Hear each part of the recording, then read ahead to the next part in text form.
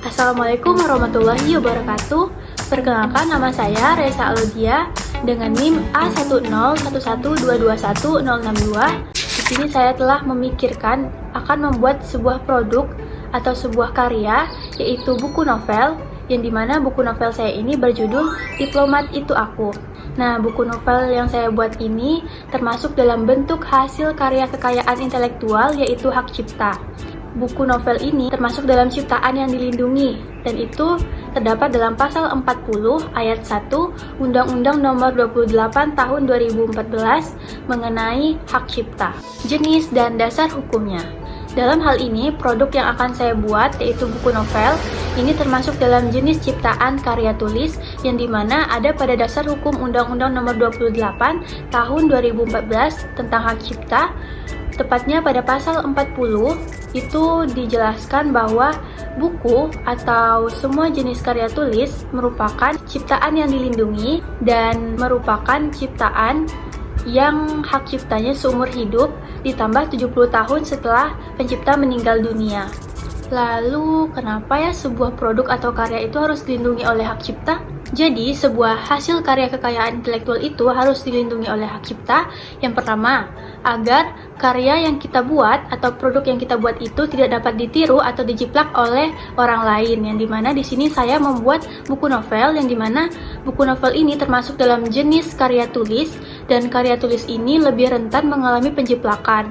Yang dimana di sini dirasa sangat perlu untuk dilindungi oleh hak cipta. Yang kedua adalah agar kita dapat menghargai karya atau inovasi dari para pencipta karya tersebut, yang dimana karya itu telah dibuat dengan proses yang panjang.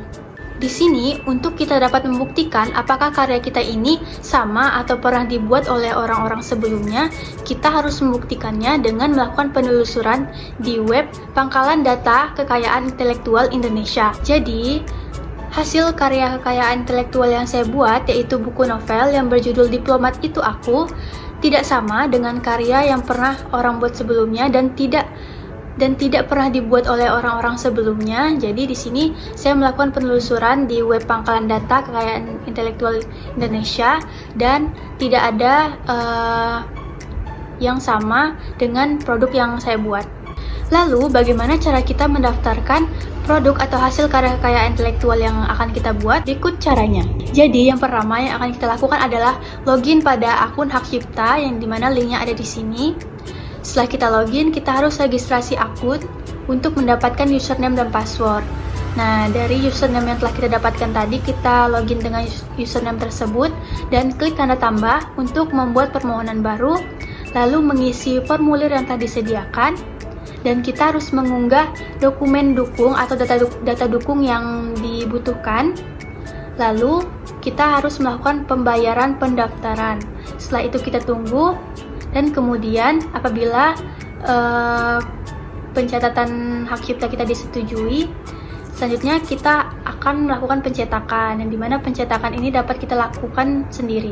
Lalu yang terdapat dalam belangko hak cipta itu, yang pertama ada nama pemegang hak ciptanya, yang kedua alamat pemegang hak ciptanya, yang ketiga negaranya atau domisili negaranya itu di mana, yang keempat ada provinsi, yang kelima ada kota, dan yang keenam ada kode posnya.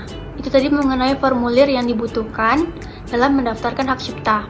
Selain itu, diperlukan pula dokumen seperti contoh ciptaannya itu seperti apa, lalu menambahkan dokumen surat pernyataan kepemilikan ciptaan. Lalu, juga perlu ditambahkan dokumen surat kuasa apabila kita menggunakan kuasa. Tambahkan pula akte pendirian badan hukum dan KTP. Yang terakhir, tambahkan surat pengalihan hak apabila ada pengalihan. Nah, perlu kita ketahui bahwa pencatatan hak cipta ini tidak wajib, tetapi dapat memperkuat perlindungan hak cipta. Lalu, cara saya memperbanyak karya yang saya buat ini adalah, yang pertama saya akan melakukan pencetakan, yang kedua saya akan melakukan pemasaran, yang dimana pencetakan di sini saya akan mencetak produk yang saya hasilkan tadi, yaitu buku novel. Buku novel ini akan saya cetak. Setelah saya cetak atau saya perbanyak, saya akan memasarkannya di pasar online dan pasar offline. Di pasar online-nya saya akan menjual produk-produk saya dan mengenalkan dan menjualkan produk-produk saya di di sebuah blog atau di Instagram saya dan di aplikasi-aplikasi online. Di situ saya akan menjual buku novel saya. Lalu yang kedua, saya akan menjualnya di toko buku. Sekian pemaparan dari saya, kurang lebihnya saya mohon maaf. Wassalamualaikum warahmatullahi wabarakatuh.